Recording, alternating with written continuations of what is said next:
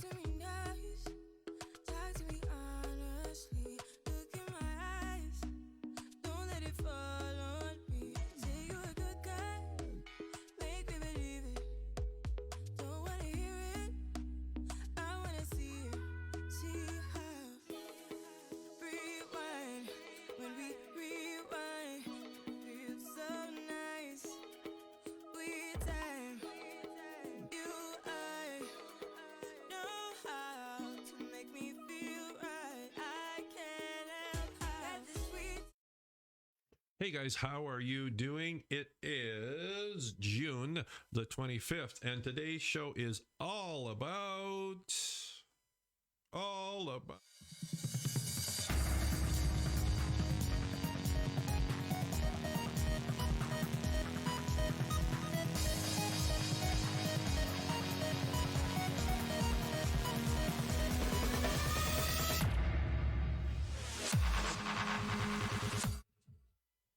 Okay, so I know the intro was was a little bit long, but it was cool. So there you go.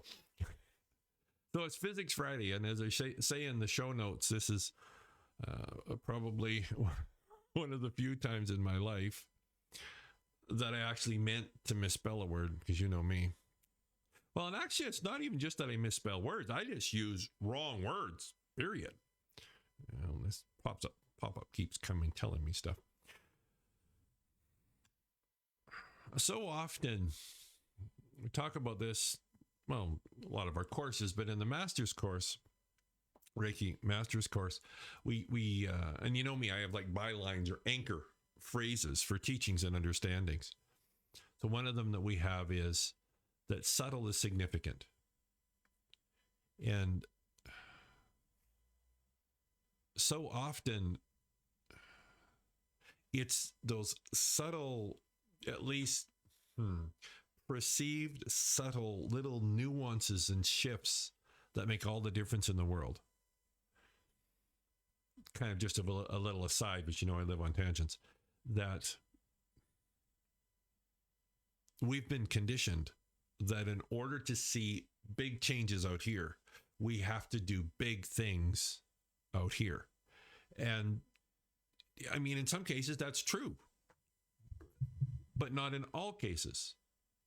And I think this is where understanding that, I don't have my flip chart fired up for this, but so under this, but you've know this concept. So understanding the differences between that aspect of your present moment experience, which is right now, that you experience as physical, and the one you experience as non-physical, right? So your physical is what you see with your five senses. Your non-physical is thoughts, pictures, movies, voices, dialogues, when you visualize, when you remember, when you project into the future. That's all done in the non-physical. Now, of course, interesting, throat chakra. The first thing to remember is that just because it doesn't fit into our five senses world. So again, visualizing, thinking, dreaming, all that worrying. Where do you worry? You don't worry here in the physical, you worry in the non-physical, right?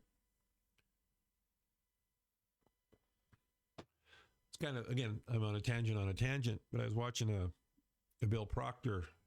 He had a master class or something, and he streamed it. And it was free for, I think it's gone now, but it was free for a week on YouTube. So I was checking it out and stuff. And I really like Bob Proctor. I really like Bob Proctor. He's very, I can't remember how old he is, 85, 86, something like that. And he's just rocking and rolling, Canadian. And his, like so many of the teachings of these different teachers that I follow, they're basically saying the same thing using different words, or kind of choosing to focus in on their unique perspective of it, which of course is so powerful. And his stuff is so very practical. And it was kind of neat because on the broadcast, he was using a Mr. Flip chart too. And I got looking at that and I was thinking, hey, I've been doing that for like 4 years. Anyway, so he had actually, it was an hourglass. He was talking about time, and he was saying that our physical world is still energy. It's just vibrating at a frequencies that we experience with our five senses, or better said, the frequency, the energies are vibrating at a frequency that our five senses pick it up and can create the picture. It's something to think about when you think about it. It's that everything physical and non-physical is energy vibrating at different frequencies.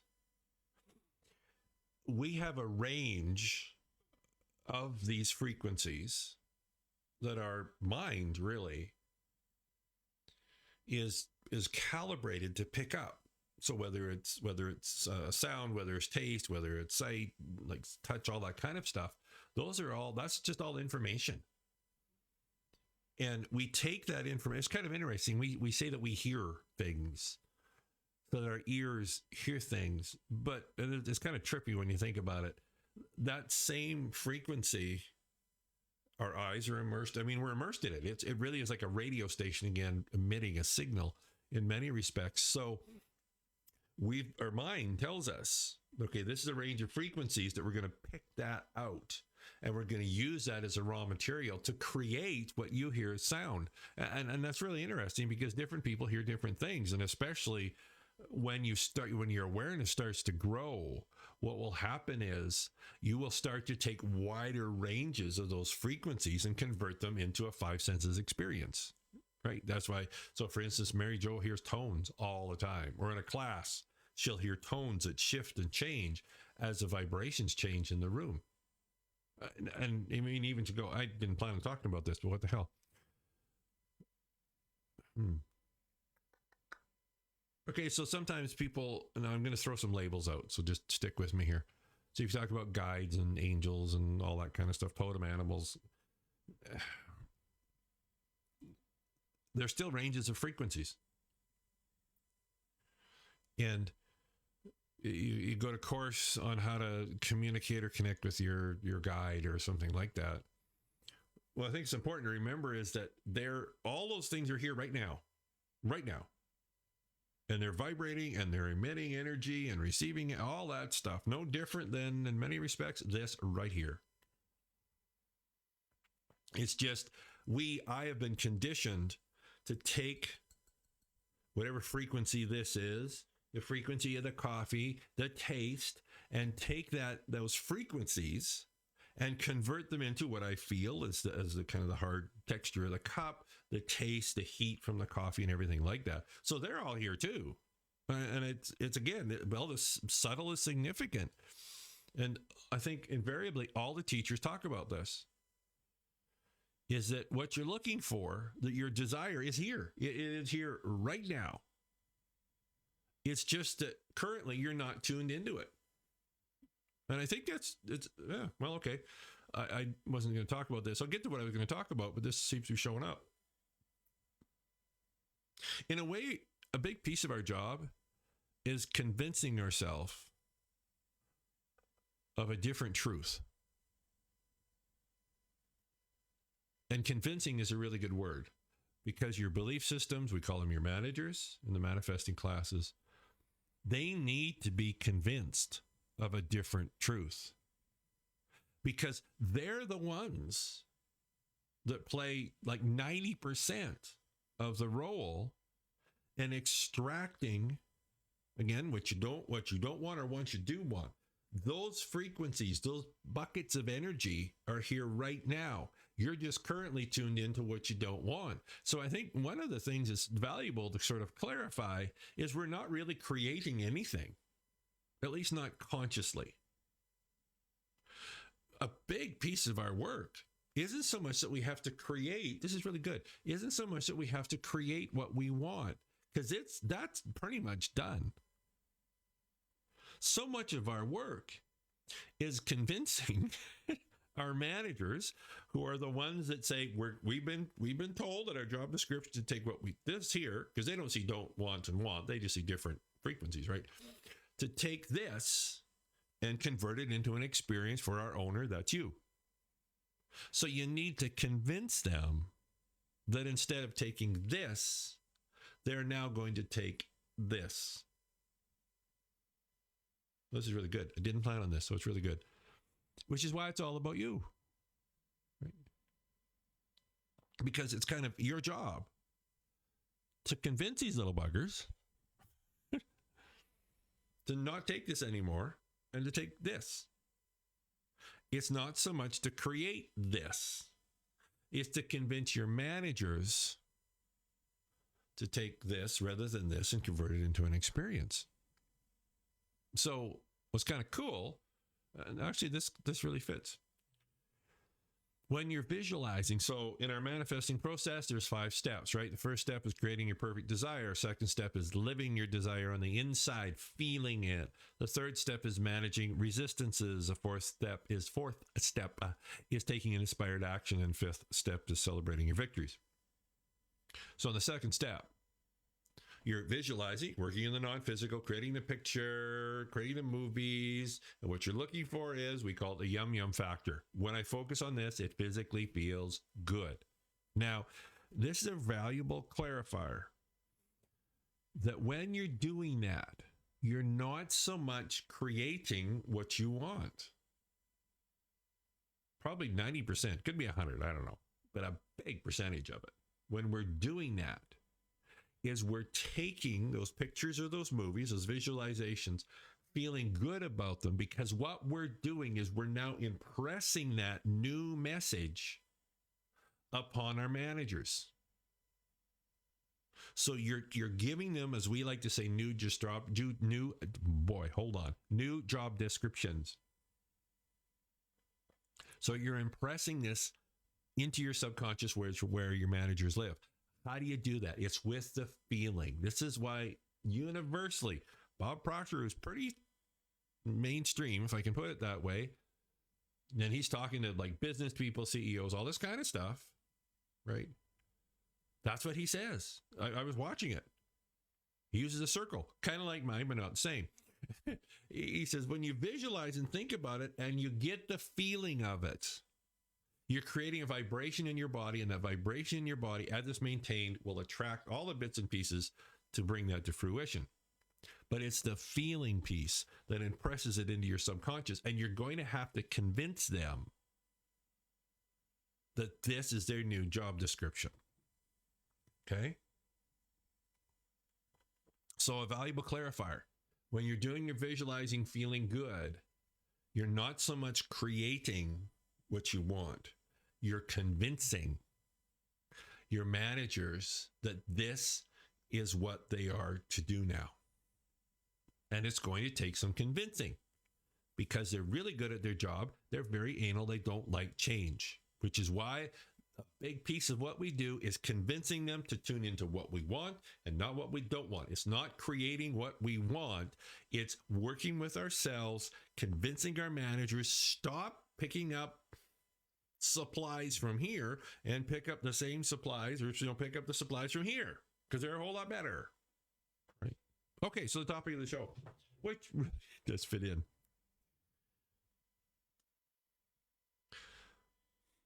So the process of manifestation, and the label we use is, we call it the creative flow. Now, it's a label. Some people just call it the law of attraction. Some people call it 0 point. I mean, there's all these different labels for it. But it's that process that takes the non-physical and gives it form into the physical. And it's often called like law, law of attraction and stuff. And that's not a wrong word. I tend to not use it a lot, because the connotation of law tends to feel constrictive to a lot of people. So we're going to compare the creative flow with gravity. Now, here's my pen. Let's make it word. So if I let go of hang with me here. If I let go of the pen, it's going to fall. Got it. Okay. Here's my phone. Now my phone is, I don't know how many times heavier and bigger than my pen. I drop it, it falls. If I took that lamp, drop it, it's going to fall. If I go up to the roof, jump off, I'm going to fall. If you drove your car off the edge of a bridge, what's going to happen? It's going to fall. Now, in all these examples, the one thing that gravity doesn't do is it doesn't say, well, here, this pen, okay, so I can make that fall. That's good. And the phone, well, that's okay. I can make that fall. The lamp, okay, that's a bit more work, but I can do that. And now big ass Russ jumping off of a roof. Oh man, that's going to take a lot more work to get him to fall down. And then of course the car, I don't even know if I can do that because it's so much bigger than this. Yeah. Gravity doesn't do that, does it? Gravity has the exact same effect on the pen or the car. So for gravity, there are no degrees of difficulty in causing the pen to fall, causing the car to fall. Okay?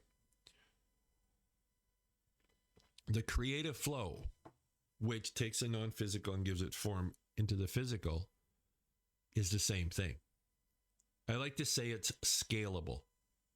So if your desire is pen-sized,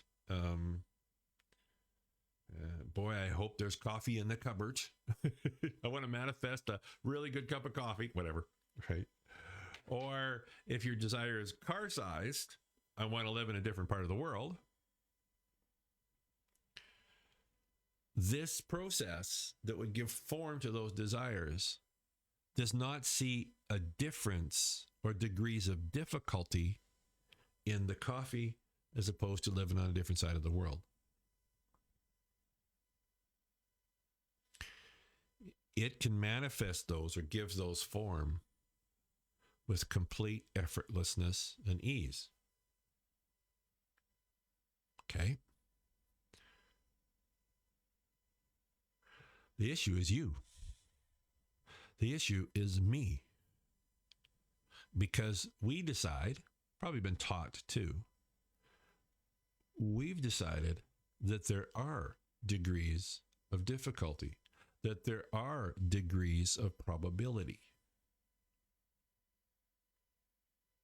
So you have a desire for a cup of coffee. You say to somebody, man, I could really use a cup of coffee. I think I'm going to, we wouldn't say it this way, manifest a cup of coffee. We just say, I really feel like getting a cup of coffee.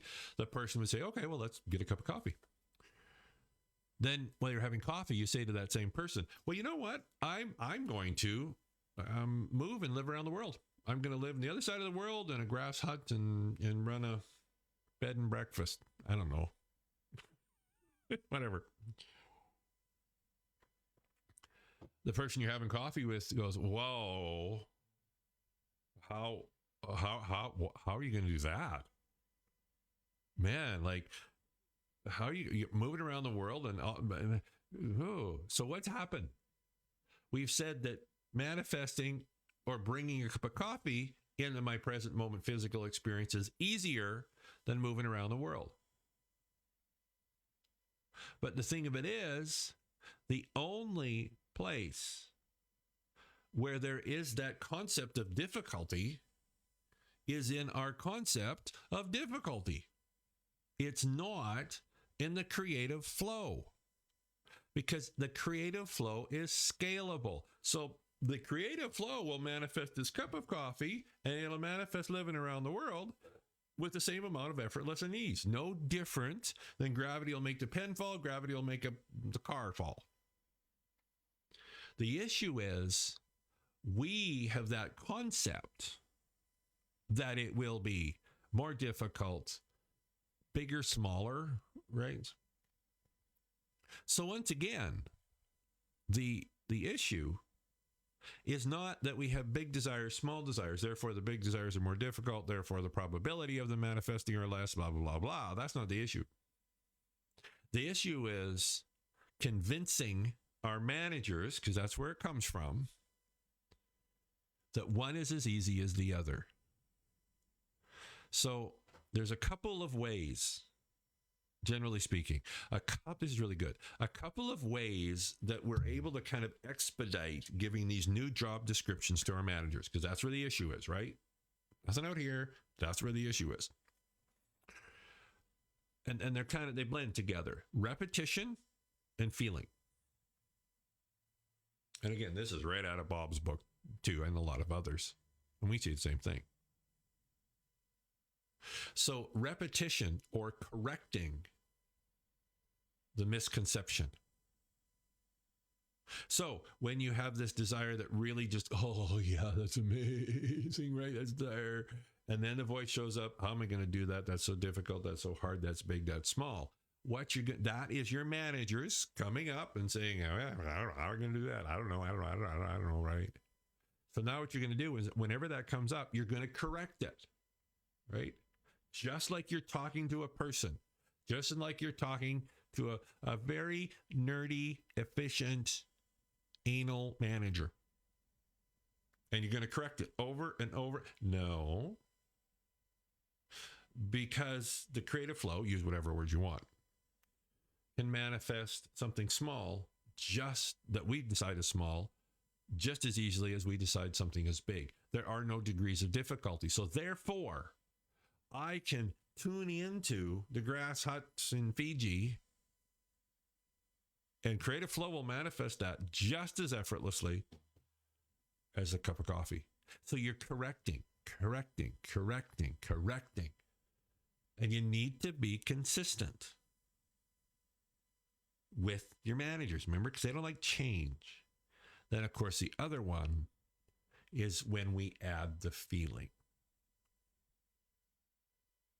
And again, this is where you're thinking of the grass hut. It feels good. Or if you can kind of do a double whammy here, so you're correcting the behavior. And how you correct the behavior, you're going to say, no, there are no degrees of difficulty. So therefore, manifesting the grass hut in Fiji is just as easy as manifesting the coffee. So manifesting the grass hut, oh yeah, in Fiji, oh yeah, that feels really good. I can almost feel the sand in my butt as I sit on the beach, right? Oh, you see, this is just as easy as a cup of coffee. So now what you're doing is you're correcting the behavior, but you're also kind of really helping to emphasize it using feeling. See, that's the key. Because you're correcting a misconception that you have, or in this case, your managers have. Because the creative flow, again, our label, with effortless ease, will give form to that cup of coffee as it will to the grass hut in Fiji.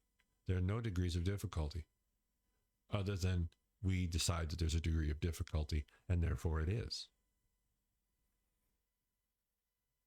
Okay, you know what? I'm going to give you some homework. So your homework is to be aware. And when you're thinking of any desire, big or small, right? When you're thinking of any desire, and in comes that big or small, right? What you're going to do is recognize the misconception, recognize where it's coming from, not out here, in here, correct the behavior. You're not going to beat them with a stick. You're going to correct the behavior, right? No, or self-convince yourself, right? Correct the behavior. No, this is just as easy as this. Not for me so much, but for the creative flow. Right? I may think it's more difficult. The creative flow doesn't. So you see how you're correcting it over and over and over. Not admonishing them, just correcting the behavior.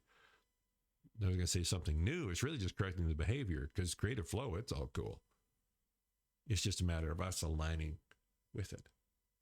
All right, guys, thanks for tuning into a Physics Friday. What we do in shows, might do an impromptu one. You never know on the weekend. 777 Club meets on Sunday night. Uploaded another meditation yesterday. Journey through the chakras using a bit of convergence method as well. Powerful stuff. Keep adding value and building value. It's something you really kind of owe it to yourself to at least check out. You can do it through the website. You can message me. I can send you some info and all that. That cool stuff. As well, in-person workshops, of course, are back in full stream. I mean, they've always been here. It's just nobody was doing them. I just posted a bunch for Alberta here in the summer, July dates. So again, go to healingcenter.ca. You can check out the dates of them there as well. All right. It is June the 25th, and it is Physics Friday. See you on Monday, if not before.